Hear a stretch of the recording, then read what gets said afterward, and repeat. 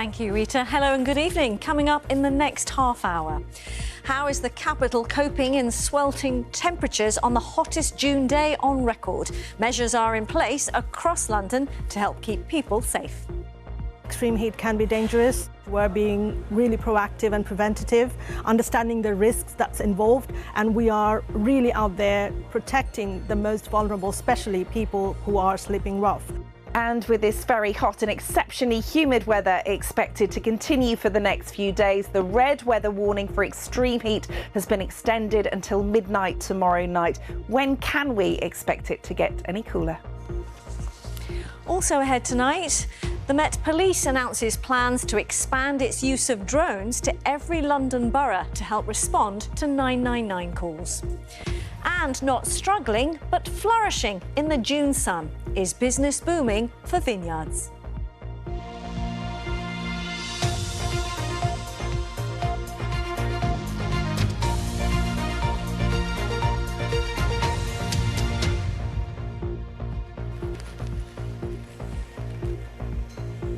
Welcome to the programme. It's great to have you with us on what has been the hottest June day on record. And the red warning for extreme heat that's currently in place for London has now been extended until midnight tomorrow. It means there's a risk to life, even for people who are normally fit and healthy, and disruption to infrastructure. London Ambulance say they've been responding to an increasing number of calls in what they describe as an exceptional heatwave and have got 400 extra crews on the roads this week to help deal with the impact of the heat. Here's Layla Hayes. Daybreak over London, and the temperatures already rising. The extreme heat, a challenge for those experiencing homelessness. But at this centre in Ilford, there is much needed shelter and hydration, something that can be life-saving. Extreme heat can be dangerous. Here in Redbridge, we're being really proactive and preventative, understanding the risks that's involved, and we are really out there protecting the most vulnerable, especially people who are sleeping rough. Thank God for a place like this. Chukwuebuka has been homeless for months and is grateful to get out of the heat. Have a shower, dress properly, and have some cold, chilled drinks. Yeah. It's like a sanctuary. Yeah, it's like a sanctuary because it gives us hope. The heat wave means at this hostel, they're now putting out more beds to get people off the streets. Normally these beds are put out in extreme cold weather, but they're now being used so that rough sleepers can come inside and get out of the heat. Emergency ambulance, is the patient breathing? At the London Ambulance Service, calls are up. And they've put 400 extra crews on the road this week. But there are concerns about those working in extreme temperatures. What temperature is your office? My office is 35 degrees. These videos of a London bus driver struggling in the heat, both last summer and this year, have gone viral. And unions now want a maximum working temperature. 36.6. Our members are telling us that conditions on the buses are really uncomfortable. Some operators might try and install fans to try and circulate air, to try and give the illusion of cooling, but that doesn't always work and they're not very robust machines. Soaring temperatures mean many Londoners are finding it difficult to cope. We've already had the hottest June day on record, and there's more heat to come. Layla Hayes, BBC London. OK, let's get more now on the ongoing impact of this heat wave, which has caused significant disruption in the capital, as we've heard. And we can join Assad, who's on the roof. Hi there. Yeah, the impact has been very widespread, Riz. Exactly 50 years ago, when I was at primary school back in 1976, hundreds of schools closed because of the hot weather then. Schools closed in 2022 as well, but hundreds of schools once again closed today like it did 50 years ago in 76, and they will remain closed tomorrow. Tourism has also been affected. The very popular changing of the guard at Buckingham Palace and Windsor Castle, that was cancelled this morning, and tomorrow's captain's inspection at 3 p.m. at Buckingham Palace, that's not going ahead either because of the anticipated hot weather. Tower Bridge that closed to tourists. And in southeast London, the Cutty Sark and the Royal Observatory were closed today and again will be closed tomorrow. Now, the Royal Observatory sits within a royal park, Greenwich Park. I was there this morning and it was noticeably quieter than usual this morning. You had dog walkers out. Obviously, dogs have to be walked. You had the odd insane runner. I couldn't believe there were people jogging in the park, but it was much, much quieter than normal. As far as travel is concerned, we've had the figures in, and at 9 a.m. this morning, it was quieter in central London than it was this time last week. On the trains, the railways have advised people to only make essential journeys if absolutely necessary. Well, my colleague Nikki Ford came in from Harpenden to central London today and she spoke to passengers about their journey in. Looking at the train board, there's a fair few services cancelled, including my usual train. Where are you trying to get to? I'm trying to get Farringdon. What's your reaction looking at that train board? Going to be late for work. Fewer trains and the weather has also affected orders at the drinks kiosk. What are people buying today? You're usually busy, aren't you? Yeah, not too much. People usually buy in other day, usually buy coffee and tea. But today, yesterday, they are always asking for water. Well, I'm on a train. It's a slow one, but it is a train into London and it's quite busy. People coming in from Luton Airport as well as people on their way to work too. Where are you travelling today, Emma? Just into St Pancras. Why are you going to London? I have to be in the office still. We have work events as well. So even despite the weather, I still need to go to the office. We've arrived at King's Cross, St Pancras. So how was the journey for people? It was okay actually. The Thames Link's pretty good. It's got aircon, so. Did you get affected by the cancellations? Not today, but I had to plan ahead just to make sure I got the right one. Elsewhere, King's Cross was busy with people coming and going in all directions. I'm returning to Boston.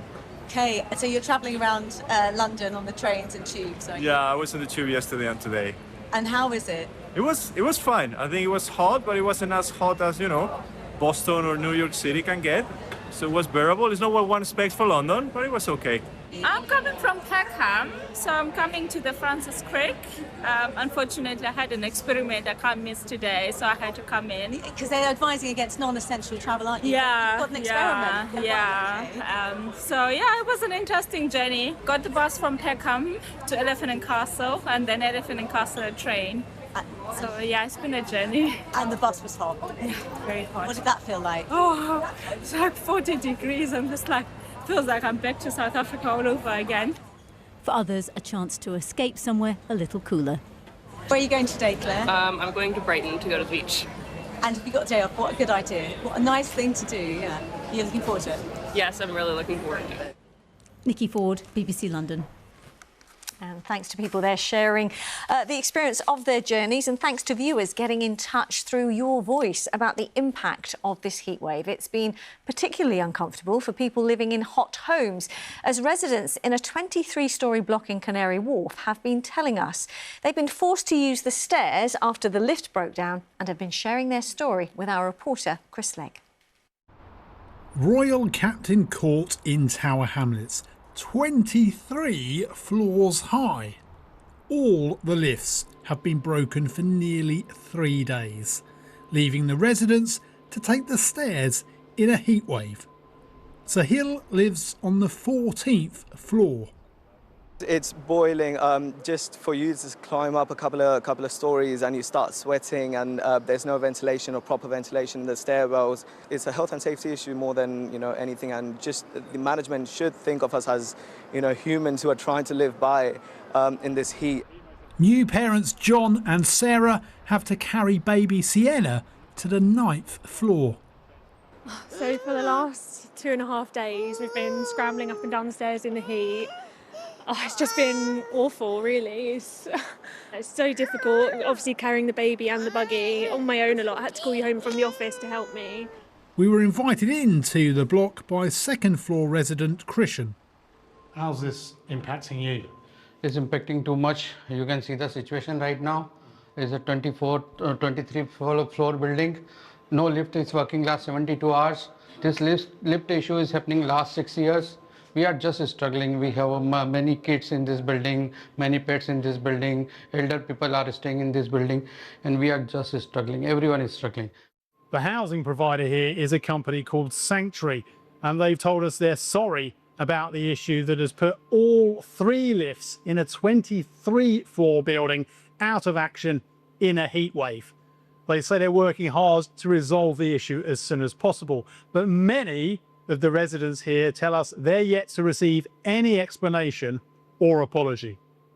Residents like new mum Cleanta and family who live on the 17th floor. It's the hottest day in London for the year, and we have had no support. Sanctuary is well aware of what they are required to do when there is an emergency in the building and when we don't have essential services like a lift. They have not reached out. We have not had people reach out if we are okay, to provide supplies, if there's help needed up and down the building. Those who live here need the temperatures to come down and the lifts to go up as soon as possible. Chris Slegg, BBC London. You can see how they're affected there. Well, if you've been impacted by these record temperatures, whether it's work, school or getting to an important appointment, do let us know. You can share your stories through your voice or just scan the QR code. It's come up there on your screen to send us a WhatsApp. Or, as usual, you can drop us an email at hellobbclondon@bbc.co.uk.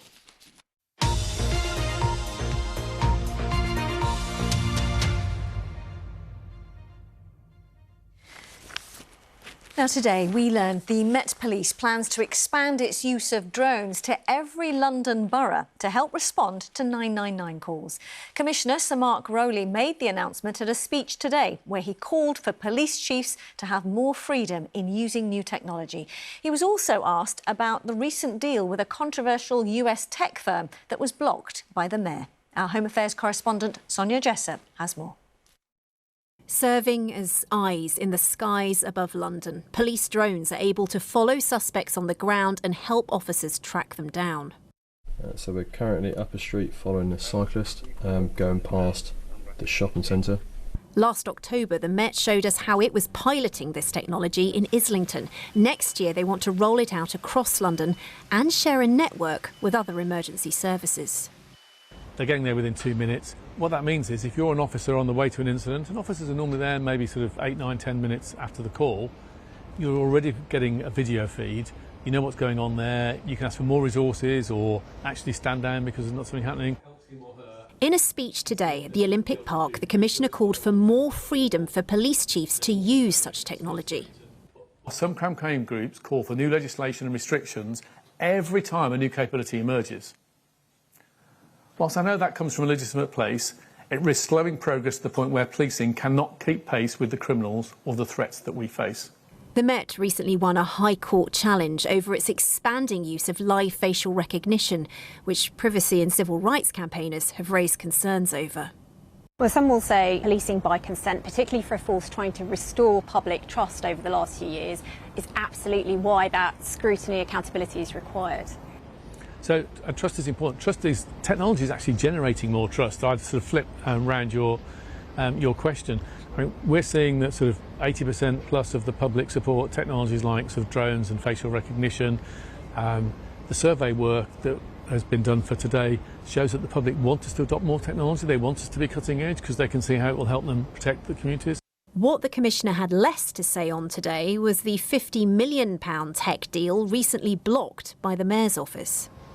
So the Met wanted to do a deal with the US firm Palantir. It's been piloting some of its AI technology to do things like speed up investigations.